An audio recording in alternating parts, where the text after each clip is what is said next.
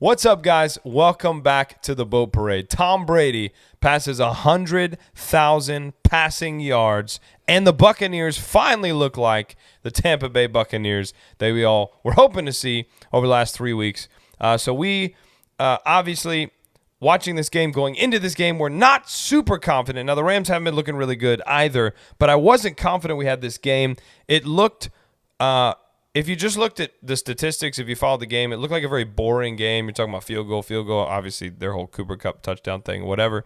But the game was kind of a boring game, and it worked its way towards where we're staring down. We're down 4 points with a minute and a half left. The Rams have the ball, and it's like, okay, we're in a lot of trouble. Yeah, it got to the point where, like you said, we lost 3 games in a row. If you go down 4 in a row, that puts you in a really bad spot. Now with this win, now they're still first in the NFC South. That's a big thing. Did you see that thing where it was the video I posted on our story? It was like, yes, I did. Bill see Belichick was upset because the Patriots are last in their division and they have a better record than we have, and we're first place in our division. That's tough. That's how it goes sometimes. Bad divisions, and you don't have to be very good at them. And the Bucs have not been very good, but they were good when they needed to be. So, like Ryan said, it was kind of a mediocre game throughout.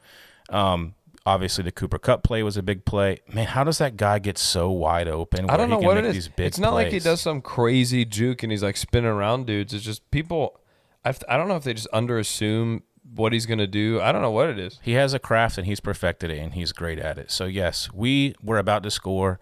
Scotty Miller drops a wide open. Made me so upset. Hit him in the chest, dropped it. That made me so upset. Bro, you get paid to do one thing. You literally get paid to do one thing, run and catch a football. And did it in that moment, and it was like, man. But he ended up making up for it. The Bucs get a crucial stop when they needed to. If they did not get a stop on this series, the defense, we've been pretty critical of the Bucs defense at some times with giving effort and things like that. Really, it's just Devin White. Jeez, but they came out big whenever they needed to. Got a stop. The Bucs have the ball back. 44 seconds left on the clock. 60 yards to go, and they put together a Tom Brady drive. It was incredible. This was signature Tom Brady game-winning drive. If you were watching the game up to that point, you probably were like I was, and there's no chance that they're going to do this because they haven't been able to do it all season. But they strung together some good plays. Scotty Miller redeemed himself. A couple great sideline catches. Back-to-back sideline out. And then tell me the situation with Cade Otton, because there's like 14 seconds left on the clock.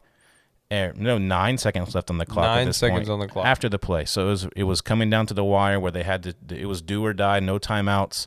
Ball down by the goal line. Little out route to Cade Otton, and he seals it off with a win for his mom. Yeah, and a lot of people. Now his mom passed away recently. If you didn't know about that whole story, so obviously he's very motivated. He had the most receiving yards of all our receivers, which he is the third string tight end. Now this is interesting. We talked about him when we did our Meet the Boys, and we talked about how the potential was huge, but we didn't think with Cal Rudolph coming in that he would really have an opportunity to get a lot of snaps. Well, that totally changes.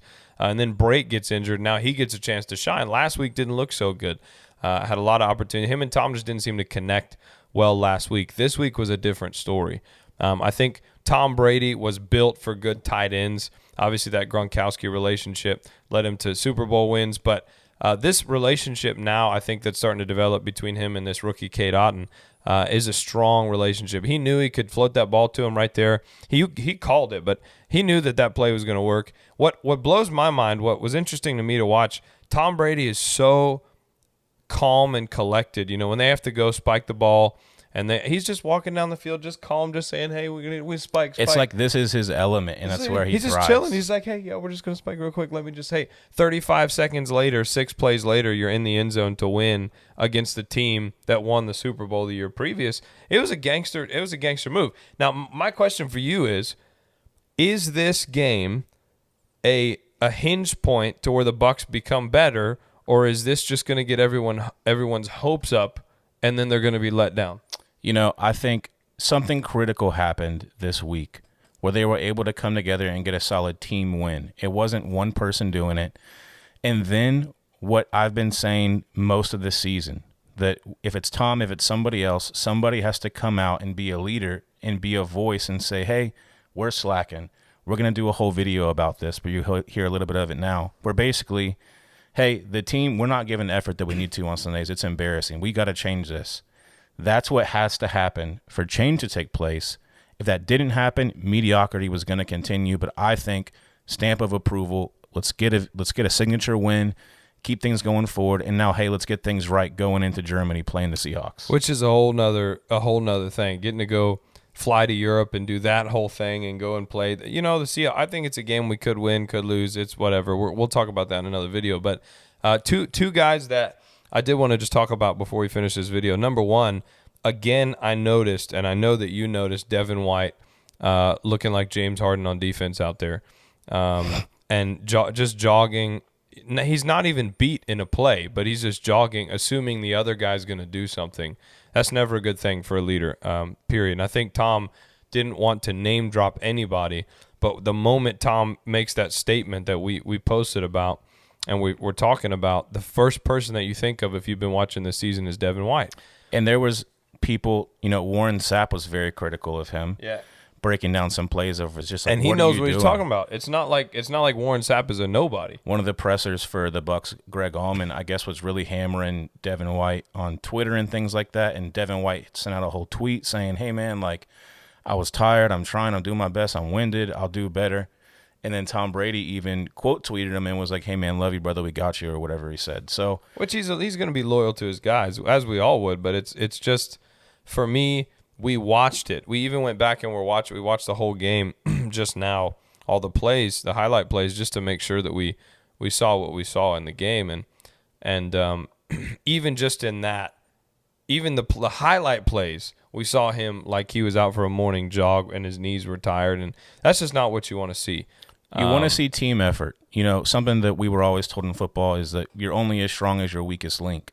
And if your weakest link is giving up on plays early and not really trying, lollygag, and not giving team effort, then that hurts you in the long run. Yeah, he needs a Ray Lewis injection is what he needs. Somebody needs to hit him with a Ray Lewis, Ed Reed injection so we can see Devin White hit that cowboy joint and ride it all the way home. Let us know who you thought was an important part of our win and against the Rams. And we're going to be coming out with a video talking about the Seahawks in Germany and the things we're doing there. Like and subscribe. It really helps us out. And we'll see you guys next time on the Boat Parade. You know you can look me in the eye. It's all because of Jesus. He the reason I'm alive. I live by faith, by grace. You know that I ain't gotta strive. They told me, Tony.